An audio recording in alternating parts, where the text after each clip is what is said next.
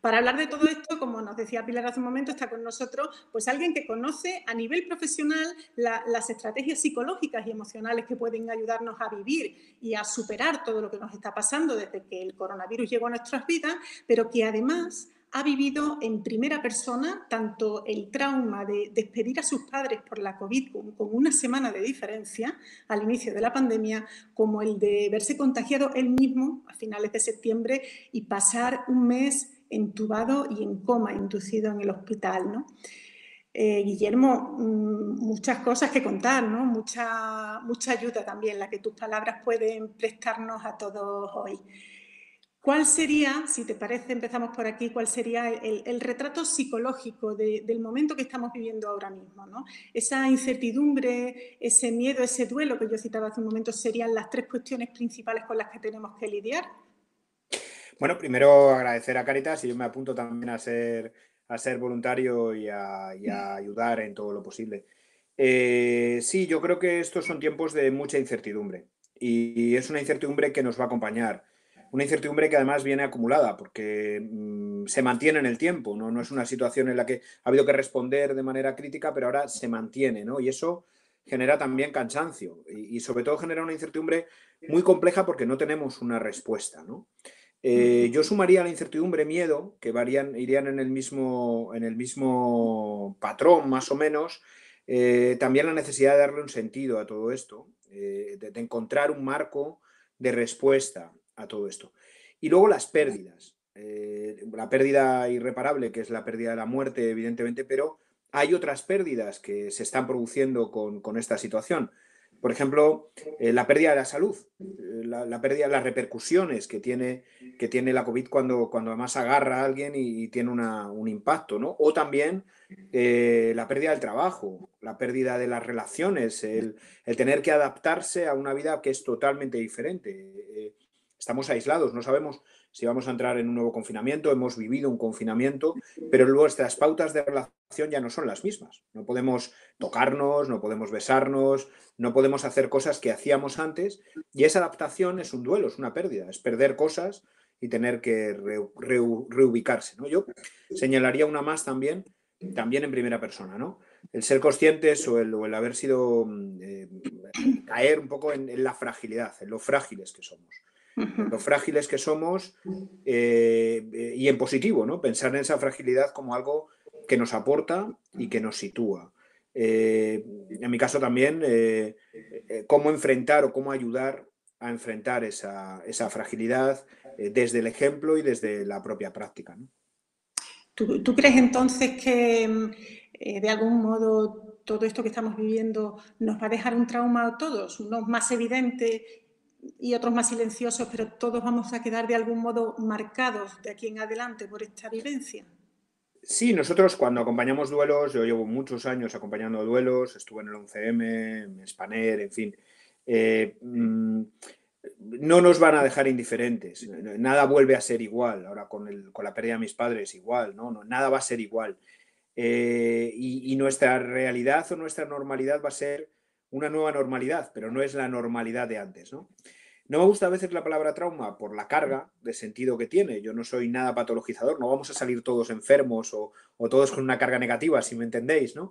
Pero sí que hay algo que ha cambiado nuestras vidas, que las ha transformado, que nos ha hecho ver, que nos ha hecho vernos siendo frágiles y que nos ha hecho tener que cambiar por completo nuestras vidas, ¿no? Y eso sí que va a transformarlo todo. Nuestra capacidad de adaptarnos a eso, que tiene que ver con nuestra flexibilidad, pero tiene que ver también con que encontremos una forma de ganarnos la vida, de no quedarnos atrás, de tener trabajo, de poder no sumar al aislamiento físico, el aislamiento social o el aislamiento emocional, es lo que va a determinar que esos cambios sean o nos lleven a una situación de más fragilidad o de menos, también el cuerpo, también las repercusiones físicas que habiendo pasado por COVID, quien haya pasado, te deja esto, porque permanecen también a lo largo del tiempo. Y por supuesto, si hay una salida o no, si esas salidas se producen, si la vacunación es efectiva y podemos volver a hacer algunas cosas o no. Eso va a determinar y mucho también cómo nos respondamos o cómo nos adaptemos a todo esto. Claro. Es verdad, y pido disculpas por ello, que a veces tenemos la tendencia a ejercer de pseudopsicólogos e incluso pseudopsiquiatras, ¿no? Utilizando terminología que no siempre empleamos correctamente, ¿no? Corrígeme, como te digo, las veces que haga falta, pero ahora escuchándote me preguntaba si tenemos de algún modo que procurar distinguir entre aquellos comportamientos que entran dentro de lo normal como respuesta a lo que estamos viviendo y aquellos otros que implicarían ya el decir, oye, hay que recurrir a un especialista porque aquí hay síntomas que requieren una intervención profesional, ¿no? Y a la vez, relacionado con todo esto, ¿qué estrategias pueden ser útiles para que podamos utilizarlas para adaptarnos a las distintas realidades, porque no todos lo estamos viviendo del mismo modo, ni todos estamos viviendo en realidad en las mismas circunstancias, ¿no? También hay diferencias a la hora de afrontar toda esta catástrofe, ¿no? Sanitaria, social, económica, etcétera. Sí, bueno, lo primero que hay que decir es que la mayoría de la gente no va a desarrollar un trastorno, ni va probablemente a tener que necesitar un acompañamiento. Y eso, o va a necesitar un acompañamiento o alguien que acompañe, pero para activar sus redes de apoyo, ¿no? Para activar sus propias respuestas. Donde esté el apoyo de los que me quieren, de mi familia, de mi entorno, el mejor profesional del mundo no va a poder hacer esas cosas, ¿no? No va a haber una patología generalizada, no va a haber patologías generalizadas, por lo menos en mi visión, nosotros no somos patologizadores. Sí puede haber consejos para enfrentarnos a la situación y ahora iremos a algunos de ellos. Y, por ejemplo, uno de los que sí que probablemente nos pase a todos es encontrarle ese sentido. A veces el sentido al sinsentido, porque a veces la pérdida inesperada, y en eso otra vez poniéndome en primera persona, o la enfermedad inesperada, porque yo entré un día en urgencias y al día siguiente estaba entubado, ¿no? Ya no volví a ver a nadie de mi gente en 21 días. En fin, es terrible porque no te lo esperas, no estás preparado, nadie está preparado para algo así, ¿no? Encontrar el sentido, ¿no? Y luego algunas pautas cuando esto ocurre, ¿no? Bueno, en general también, evidentemente, que nadie quede atrás, que si alguien pierde un trabajo pueda recuperarlo y pueda tener otro espacio, ¿no? Pero, por ejemplo, no obsesionarse con el virus. No estar todo el día conectado a noticias que tengan que ver con el virus. No tampoco deslizarse hacia noticias que no están contrastadas, hacia explicaciones que son atajos, ahí están las pseudo explicaciones y demás, ¿no? Que nos pueden parecer atractivas porque no tenemos todas las respuestas, pero que nos llevan a un nivel de comillas paranoia, de pensamientos mágicos que no nos ayudan en nada, ¿no? Tampoco negar la realidad. Es inútil pensar que el virus no existe, que no nos va a afectar y que no pasa nada, ¿no? Luego, por ejemplo, mantener un horario, aunque no esté trabajando y esté en casa, mantener el mismo espacio, el mismo orden de espacio, de tiempo, de hacer cosas que tenía que hacer, aprovechar este tiempo para hacer otras cosas que antes no podía hacer, ser creativos en este contexto, ver las cosas que también han ocurrido en positivo. Por ejemplo, hemos descubierto el teletrabajo y en España eso antes no existía.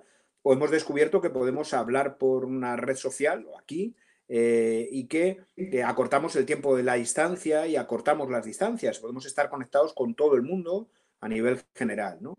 Más cosas, dormir, intentar dormir bien, intentar comer bien y sobre todo y fundamentalmente no sumar al aislamiento físico el aislamiento emocional o el aislamiento social.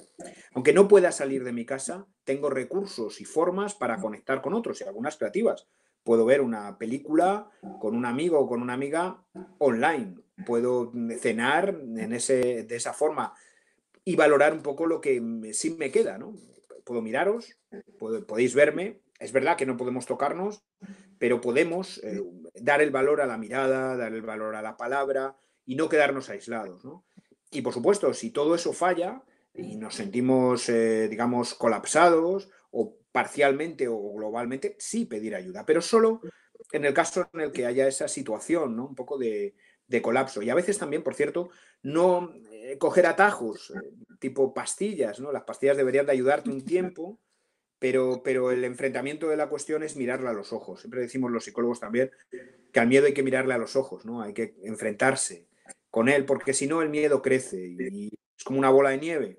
A corto plazo, si lo evito, voy a estar mejor, pero a largo plazo me va a ser mucho más difícil enfrentarme a todo esto.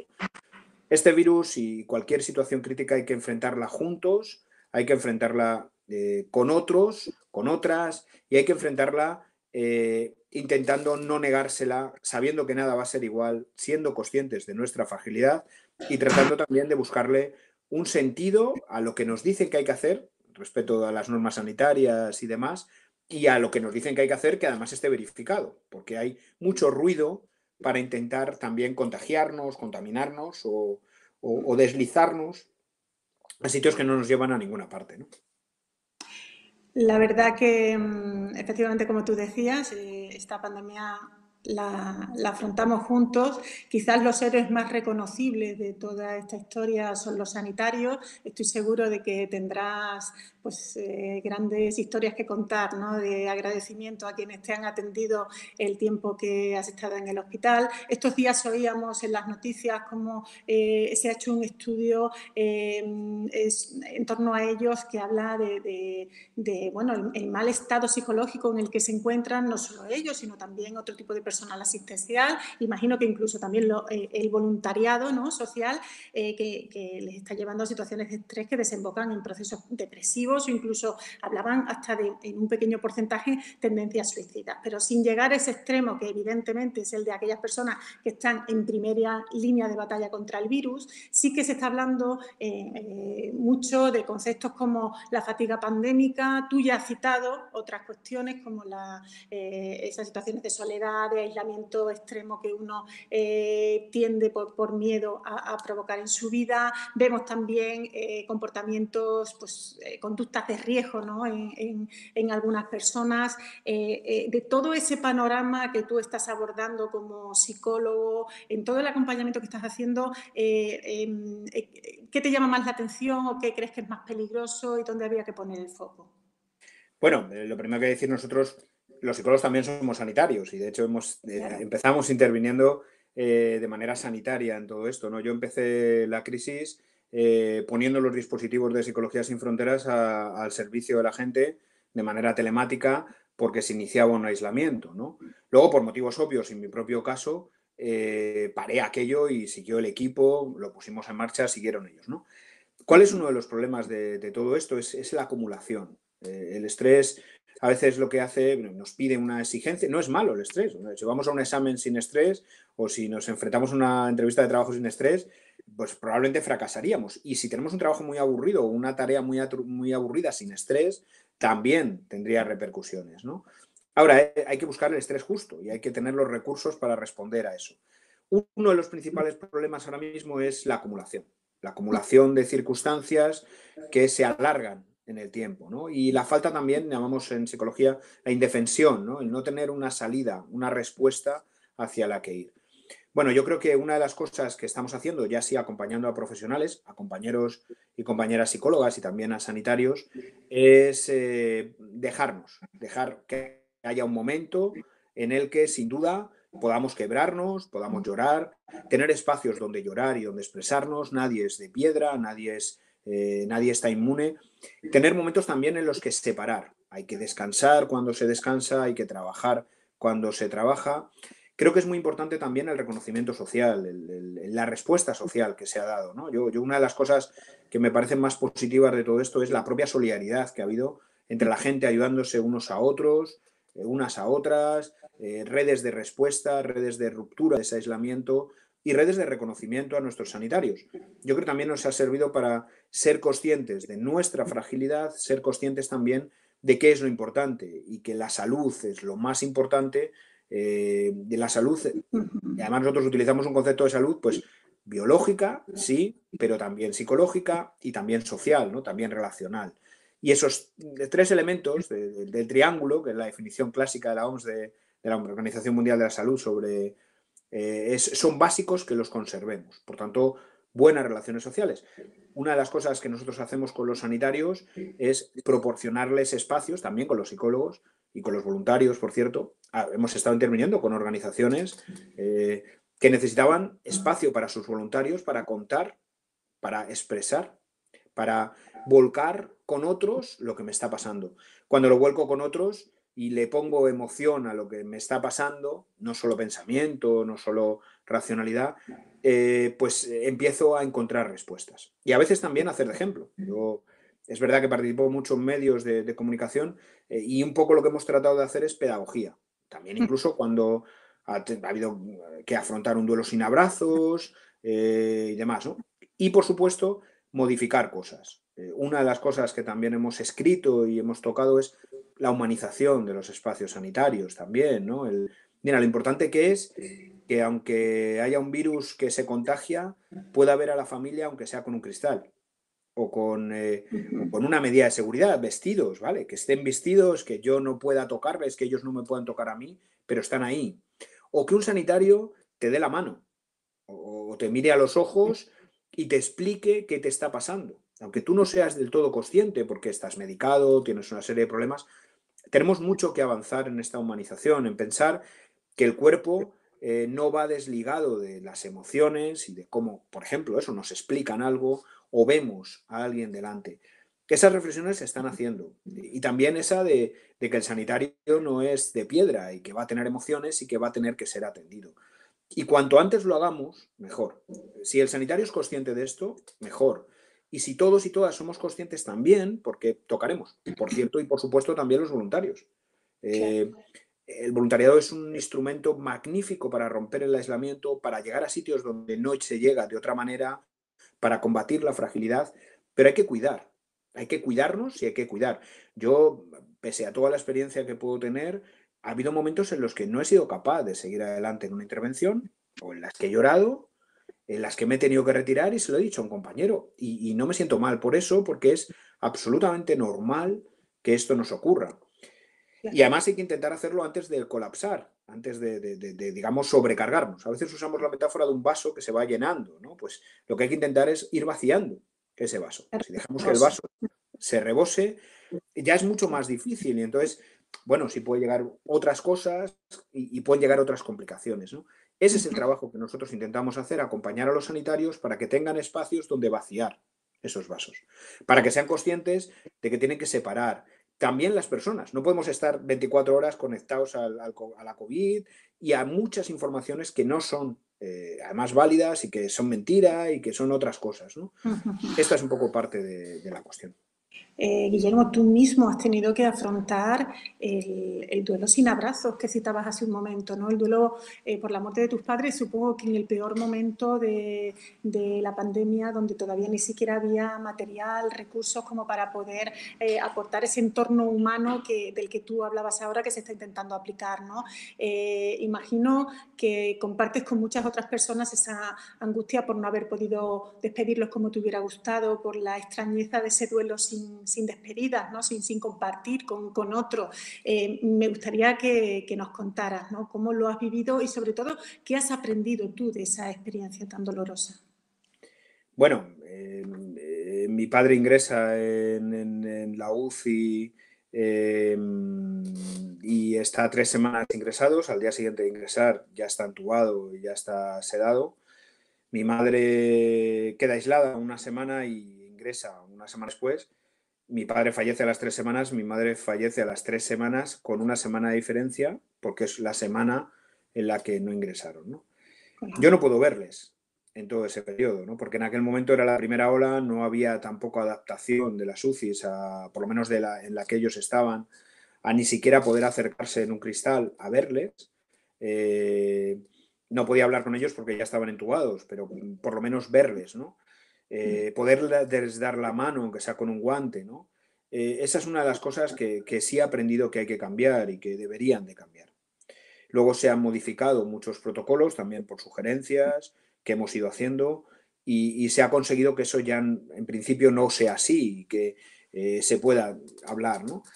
Que si por supuesto además está la persona despierta se pueda conectar, aunque sea por medios telemáticos. Es fundamental que eso se pueda hacer, ¿no?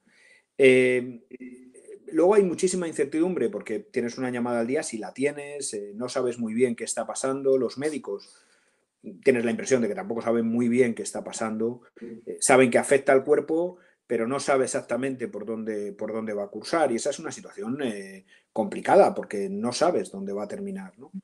Finalmente, cuando hay un fallecimiento, además, no puedes hacer un velatorio, un reconocimiento, un lloro, un recuerdo, ¿no? Bueno, yo en mi caso utilicé lo que tenía a mano y lo que también en muchos casos les decimos a la gente en el enfrentamiento de duelo, ¿no? Solemos decirle a la gente que se despida. Incluso cuando hay un desaparecido, que se despida por carta, que se despida diciéndole aquello que no ha podido decirle. Yo lo hice con una carta primero a mi padre en Facebook, redes sociales, en Twitter, bueno, fundamentalmente en Facebook, ¿no? Y con una carta a mi madre, con 2 fotos, también, que es otra de las cosas que creo que tienen una carga en todo esto, en positivo. Con mi padre, bueno, los dos somos muy del Atleti, pues una foto con él en el último título del Atleti juntos, riéndonos, ¿no? A mí me parece muy importante también este recuerdo en positivo, ¿no? Yo estoy aquí por lo que ellos fueron para mí, lo que ellos, yo soy un poco su continuidad y lo que ellos me enseñaron sigue vivo en lo que yo pueda hacer, ¿no? Eh, y a mí me parece que es bueno recordar en positivo, así que puse esa foto. Es verdad que es una especie de, entre comillas, poner tu intimidad al servicio o para el resto de la gente. La carta se puso en Facebook, la gente la pudo ver. Y luego cuando mi madre murió, pues les puse una foto de los dos y una carta también a mi madre de despedida, ¿no? Enterramos pues 3 personas, por aquel momento no se podía hacer otra cosa. Eh, Otra cosa que también mostramos un poco como ejemplo y que creo que es una buena estrategia, bueno, mis hijos, que son 10 12 años, también le escribieron a sus abuelos, se despidieron de sus abuelos. Cuando pudimos ir, pues, bueno, pues fueron a la tumba y le leyeron la carta a sus abuelos, hablaron con ellos. Y esto es largo. Yo ya sé que en un duelo también hay que ser muy consciente de que dura en el tiempo y que además va con picos, ¿no? Yo ha habido momentos en los que me he reído recordando anécdotas de mis padres, eh, viendo fotos de momentos y con mis hijos también, ¿no? De sus abuelos. Ha habido momentos de llorar, ha habido momentos en los que decías, bueno, esto no puede ser real, no es normal que esto ocurra, ¿no? Ha habido momentos en los que decías, no me puede estar pasando, sobre todo y muy particularmente cuando pasa lo de tu madre, lo de mi padre y luego pasa lo de mi madre, ¿no? Claro, claro. Pero al final es aceptar que tienes que entrar en un túnel y que tienes que atravesarlo y que nada va a ser igual. Eh, y a partir de ahí, que sepas que vas a tener emociones positivas, emociones negativas, que vas a tener buenos momentos, que vas a tener momentos peores. Si hay que llorar, se llora. Si hay que reír, nos reímos. Si hay que recordar, recordamos, ¿no? Y luego, bueno, pues en esta vocación también un poco de servicio, de cercanía. Eh, si a alguien le sirve lo que yo he intentado hacer para enfrentarme a todo esto, pues ahí está, ¿no? Yo creo que el mejor ejemplo es uno mismo y esa práctica de cómo enfrentarlo, ¿no? Hay gente que dice que estás muy entero. Bueno, yo tengo momentos de entereza y momentos de no entereza, pero asumo que es normal y que tiene que ser así, ¿no? Claro, a los pocos meses de haber pasado por todo ese dolor que nos estás contando y esas distintas etapas del duelo que ibas pasando, te enfrentabas tú mismo a la enfermedad, ¿no? Y nos confesabas el otro día, a Pilar y a mí, cuando preparábamos esta charla, que, bueno, que tú tenías el sentimiento, la sensación de que habías mirado de frente a la muerte. No sé si puedo preguntarte qué has visto al hacerlo, ¿no? ¿Qué has aprendido y sobre todo qué deberíamos aprender todos de una experiencia como la tuya? Bueno, sí, así es. Yo estuve en realidad más cerca de la muerte que de la vida en un momento determinado, además pensando que a mis padres les había pasado. Claro. Me hicieron una traquectomía, que a mis padres también, en fin, todo se reproducía de alguna manera, ¿no? Cuando eres consciente de eso, que no lo eres cuando sales de la UCI o cuando sales del coma, porque además estás con mucha medicación y demás, yo lo que más he pensado es la nueva oportunidad de vivir y la nueva oportunidad de abrazar la vida y de disfrutarla, sabiendo que somos frágiles, sabiendo que que hay que salir hacia adelante y que hay que salir hacia adelante con ese disfrute, con ese agarrar la vida y disfrutarla, ¿no? Para mí es un nuevo sentido de la vida, ¿no? Ujú. Eh, y ese compromiso también con intentar dejar las cosas un poquito mejor de lo que te las encuentras, ¿no? Te las has encontrado. Mira, los momentos más emocionantes fue cuando pude salir del confinamiento también y darle un beso, un abrazo a mis hijos, a mi mujer. Volver a abrazar la vida, volver a sentir la vida, es algo que no tiene, no tiene precio. Y ser consciente de esa fragilidad y ser consciente de que también que el virus es real, que está ahí, que tiene un efecto, compensa también un poco todos los prejuicios físicos que sabes que son lentos. Yo sigo con repercusiones y vamos a ver un poco cómo evoluciona todo, ¿no? Perdí masa muscular, kilos, en fin. Y la otra es que me he puesto a escribir también sobre esto, ¿no? A escribir lo que yo pensaba, a escribir a ratos, porque también es difícil concentrarse igual que antes o hacer las mismas actividades, a escribir por supuesto también a hablar con muchos periodistas o con muchos medios o hacer estas intervenciones, webinars, formaciones, explicando cómo enfrentarse a esto, explicando cómo mejorar los procesos. Así que abracemos la vida, démonos cuenta de lo que tenemos, la salud es un valor y relacionémonos también y apoyémonos. Eso es quizás la principal cuestión. Y luego, bueno, pues la de dejar este mundo un poquito mejor de lo que nos lo hemos encontrado, ¿no? Si además en tu propia experiencia puede servir para que se pueda enfrentar o se pueda mejorar, pues perfecto, esa es un poco la idea, ¿no? La verdad que me veo muy reflejada en todo lo que estás contando. Yo no pasé desde luego la enfermedad tan mal como tú, no estuve ingresada, pero sí pasé un mes aislada en el primer momento cuando casi no se sabía nada. De hecho, a mí me pasó que yo iba teniendo síntomas que al cabo del tiempo se contaban en la tele, pero que hasta ese momento nadie los había contado, ¿no? Y era una sensación de extrañeza, de soledad, de vulnerabilidad y también de sentir que aquellas seguridades que uno tenía hasta el momento, como que cuando te ponías enfermo, pues te atendían en un hospital o te veía tu médico, eso había desaparecido por completo y tenías tú que calcular si tus síntomas eran suficientemente graves como para insistir en las llamadas, etcétera, etcétera, ¿no? Y esa misma sensación, ¿no? De ese primer abrazo, cuando por fin puedes salir por una puerta de la habitación en la que has estado aislada, pero yo me he preguntado muchas veces en estos meses posteriores, Guillermo, si realmente esas lecciones de las que tanto estamos hablando en este tiempo van a perdurar en nosotros y ese aprendizaje va a ser duradero, porque efectivamente se habla mucho, ¿no? de la necesidad de reconducir nuestros modos de vivir y de actuar, de reformular nuestras escalas de valores y de prioridades.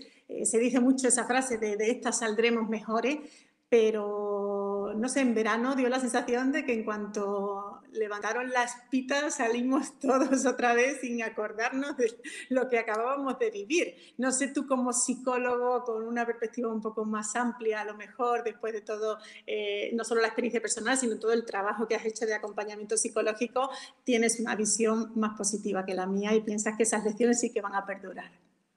Pues parte y parte. Hay cosas que deberían de conservarse y que son descubrimientos que deberíamos de intentar mantener. El cuidar la sanidad, la percepción de fragilidad, el encontrar un sentido a todo esto, la solidaridad. Se han producido elementos de solidaridad potentísimos, de reconocimiento también de nuestros sanitarios, de los sanitarios en términos generales, ¿no? Uh -huh. Ahora, ha habido también, es verdad, reacciones negacionistas, reacciones de saltarse confinamientos. Probablemente sea inevitable cuando se mantiene tanto en el tiempo, ¿no? Una situación crítica y no hay una salida, ¿no? Yo no soy muy. No cargo demasiado en algunas de esas cuestiones porque me parecen minoritarias. Es verdad que la mayoría de la gente va a salir bien y la mayoría de la gente va a salir fortalecida. Y es verdad que aunque se atraviese un paso, un túnel o un camino muy duro, y desde luego, sin duda la muerte lo es, y la enfermedad también, si lo superas, sales fortalecido, ¿no? Y yo creo que esa esperanza hay que dársela a la gente y creo que también es bueno que la previsión que tengamos y la previsión que ellos tengan es que la mayoría de la gente va a enfrentar bien, va a enfrentarse bien y va a superar las cosas, ¿no? Ujú. Eh, por muy duro que parezca, tenemos una resistencia como seres humanos impresionante. Claro, todo eso va a depender, o depende y mucho, de la mano que le tendamos al otro, de que no se sienta abandonado, de que no se sienta aislado, de que pueda volver a una cierta normalidad, de que pueda tener un subsidio, un apoyo, un sostén también emocional, porque si no, claro, va a tener más cargas y más piedras y esas piedras son las que le pueden hacer quebrar, ¿no? Al final, el estrés es un poco una especie de balanza entre lo que me pide la situación y lo que yo tengo, ¿no? Y eso es lo que hay que intentar de contrabalancear. Y ahí, por cierto, las organizaciones sociales y los voluntarios son clave. Son Claro. clave Ujú. porque equilibran emociones y cuestiones a las que no se puede llegar desde otros sitios, ¿no? Por eso yo sí que soy optimista, pese a todas las cosas que han pasado y que siguen pasando, y creo que podemos salir mejor, ¿no? Es verdad que también hay que intentar evitar caer en tentaciones, en atajos de información falsa, en atajos pues decía, abusar de la medicación, en atajos de negar la realidad. Yo ahora oigo mucho esta sensación de, bueno, si es que a mí no me ha tocado, a mí no me ha pasado, pues entonces el virus no existe, ¿no? Sí. Y la irresponsabilidad que supone, porque a ti te puede no tocar, pero tú puedes estar contagiando a otros, ¿no? Ujú. Y además con que uno se lo salte, que es un poco la gran cuestión, puede contaminar a muchos, ¿no? Bien, hay que seguir insistiendo en eso. También decíamos al principio, y probablemente humanizar parte de estas informaciones con primeras personas. Yo puedo hablar en primera persona, ojalá hubiese muchas víctimas que pudiésemos hablar en primera persona y que se pudiese valorar cómo hemos enfrentado, ¿no? A partir de ahí, yo creo que saldremos mejores, no queda otra. Y además, creo que es una buena lección y un buen aprendizaje y un buen sentido. Decía antes, una de las cosas que nos pasa no es tanto que vayamos a tener traumas todos, pero sí que tenemos que reconducir nuestros sentidos, porque esto lo cambia todo. Por ejemplo, hay sensaciones como que el mundo es justo. Bueno, pues el mundo no es tan justo. No te pasan las cosas que te tienen que pasar por algo. Yo sé que mis padres murieron y no hay un sentido para esa muerte, ¿no? Ni hicieron nada malo, ni les pasó nada malo, ni tenía ningún sentido que tal. Ni que yo enfermase, ni que la gente esté muriendo, ¿no? Y por eso implica cuestionar muy mucho el sentido de la vida y encontrar un sentido distinto. Si ese sentido es un sentido de solidaridad con los otros, de tender la mano, de ser consciente de la fragilidad, de cuidar y de cuidarnos primero y de cuidar a otros. Porque, por cierto, si no me cuido yo, no voy a poder cuidar a otros, ¿no? Claro. Sí, sí. Eso nos hará mejores como personas y como sociedades. Y yo soy en ese sentido optimista. Depende de todos nosotros. Esto no está escrito tampoco. Quiero decir que va a depender de cómo asimilemos, de cómo situemos todas estas cosas, ¿no? Ojalá, ojalá tengas razón. Has insistido varias veces a lo largo de nuestra conversación en esa idea de descubrimiento de nuestra propia fragilidad, ¿no? De nuestros límites, de nuestras vulnerabilidades. Es curioso porque cuando creíamos que ya teníamos bastante ración de fragilidad, pues ha llegado Filomena. Hemos visto ese insólito asalto al Capitolio norteamericano que parecía seguir insistiendo en el mensaje de nada es seguro, todo es frágil, todo puede cambiar de la noche a la mañana, ¿no? Evidentemente que más allá de esta pandemia tendremos que afrontar en otros momentos otras situaciones vitales, sean a nivel individual o de forma colectiva, y quería que nos dijeras de algún modo cuál es ¿qué actitudes vitales serían las más necesarias, las más eficaces para afrontar cualquier desafío que se nos presente en la vida? Yo he anotado algunas de las cosas que decías, ¿no? Que esa capacidad de empatía, esa necesidad de humanizar, siempre se habla mucho también de la resiliencia, de la capacidad de vivir en el presente y no estar mirando al pasado o al futuro que nos genera un estrés innecesario, pero estoy segura de que tú tú vas a puntualizar muchísimo mejor que este resumen rápido que he hecho yo. Bueno, resiliencia es la capacidad de superar estos momentos y la verdad es que lo enfoca casi todo, ¿no? ¿Cuáles son, entre comillas, incluso los componentes, ¿no? Te voy a dar alguno más para que nos riamos también, porque va por ahí, ¿no? Mira, el que más explica el que seamos resilientes es el apoyo social, es las relaciones significativas que tenemos con los otros y con las otras. No son variables eso individuales, de la autoestima, la flexibilidad, que también están dentro, ¿no? Ves el nivel de relaciones. Así que si volvemos a ser una sociedad no individualizadora ni individualista y una sociedad en la que nos tendamos la mano y nos cuidemos los unos a los otros, habremos dado un paso hacia adelante muy importante, ¿no? Y luego hay otras cosas que están en lo que decías, ¿no? Bueno, también el encontrar sentido, el recuperar sentidos a todo esto, ¿no? Una que a mí me encanta y que pensaba cuando lo decías, ¿no? Es el humor. Víctor Frank en El hombre en busca de sentido, fijaros si es algo duro, un campo de concentración. No sé si no podemos imaginar una situación peor. Bueno, ellos hurtaban el hambre, la sensación de hambre y de vulnerabilidad y entendía que seguía viviendo y seguía teniendo un sentido salir hacia adelante. Y el sentido era contarlo también, lo que estaba ocurriendo, pero se reían de la situación. No sé si eso nos choca mentalmente, pero bueno, y ahora con Filomena y todo esto, pues ha habido chistes que te permiten también enfrentarte, ¿no? Esto de dan agua en Madrid, a ver, vamos a coger la barca, vamos a comprar una barca, en fin. El humor es también un buen recurso, ¿no? Es un buen recurso para enfrentarse a todo esto. Yo pondría en el top 10, digamos, el apoyo social, emocional que nos podamos dar, el recuperar esas redes de respuesta, por supuesto también pues, la autoestima, la flexibilidad, el pasado que uno tenga, el no pillar atajos, el no encontrar atajos, pero uno más que estará en ese cóctel o en ese condimento es también la propia capacidad de humor, ¿no? El reírnos de la situación. Y tú decías también otro muy, muy relevante, el vivir al día. Vivir al día es fundamental porque si uno vive en el pasado no existe y el futuro tampoco existe por esa vulnerabilidad que uno es consciente, ¿no? Bueno, hay que tomar esto con cierta cautela, ¿no? Sí, claro. Es, cuando nos preguntan a veces por también por adolescentes, a veces, bueno, parece que solo existe el presente y que solo está esto, ¿no? Bueno, con cierta cautela, pero es verdad que lo único que tenemos es el presente y es verdad que hay que vivir ese presente con toda intensidad, ¿no? Y aprender a vivirlo y aprender a disfrutarlo, aprender a abrazar nuestra fragilidad y aprender, mira, otra de las cosas que a mí bueno, pues tú estás en la UCI y no tienes voz. Yo soy profesor, uso muchísimo la voz, hablo en medios, la sensación claro, porque tienes una traqueotomía, no puedes hablar, ¿no? La sensación de despertarte y no poder hablar es tremenda. Ahora, la sensación de recuperar la voz, Maravillosa, ¿no? recuperar la voz es espectacular. O la de volver a ducharse. Algo que hacemos de manera constante y que de pronto no puedes hacer, ¿no? Y no puedes tal. O de volver a vestirse, porque también pierdes esa sensación de intimidad, ¿no? Oye, estás desnudo, estás, en fin, estás entubado, estás con 20 cables. Recuperar lo que significa todo eso. Yo leo mucho a la gente también ahora, llevamos la mascarilla, bueno, pues a lo mejor nos puede servir también para redescubrir el valor de la mirada y el valor de los gestos porque lo habíamos perdido y porque habíamos perdido la potencia de todo eso, ¿no?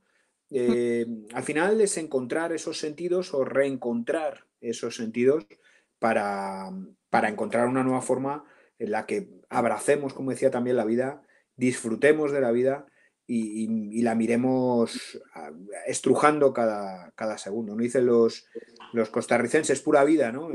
Pura vida. De verdad, y yo creo que eso es un poco gran parte de la lección que te da todo esto, ¿no?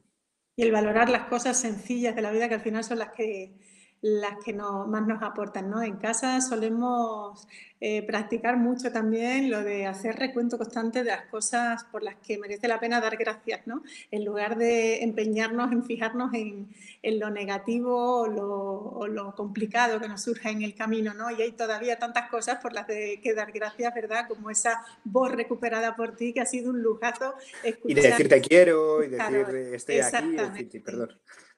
Te iba a decir, porque tenemos que acabar ya para dar paso a las preguntas, que estoy segura que va a haber muchas, que, bueno, por terminar con un mensaje todavía más positivo de los muchos positivos que ya nos has dado, podemos decir, Guillermo, que realmente estamos preparados para superar lo que nos echen, para sobrevivir y para saltar cualquier obstáculo grande o pequeño que aparezca en nuestra vida.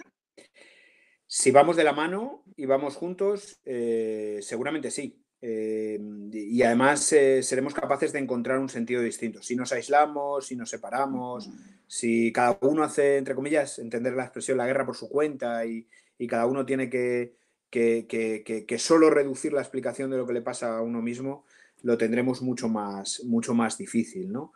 Y ese es un poco el nuevo sentido que habría que darle a todo esto. Pero bueno, vamos a escuchar, a ver también, si quieres, y a ver un poco cómo podemos avanzar en la reflexión. Esto tampoco está escrito y hay que irlo construyendo día a día, ¿no? Claro, y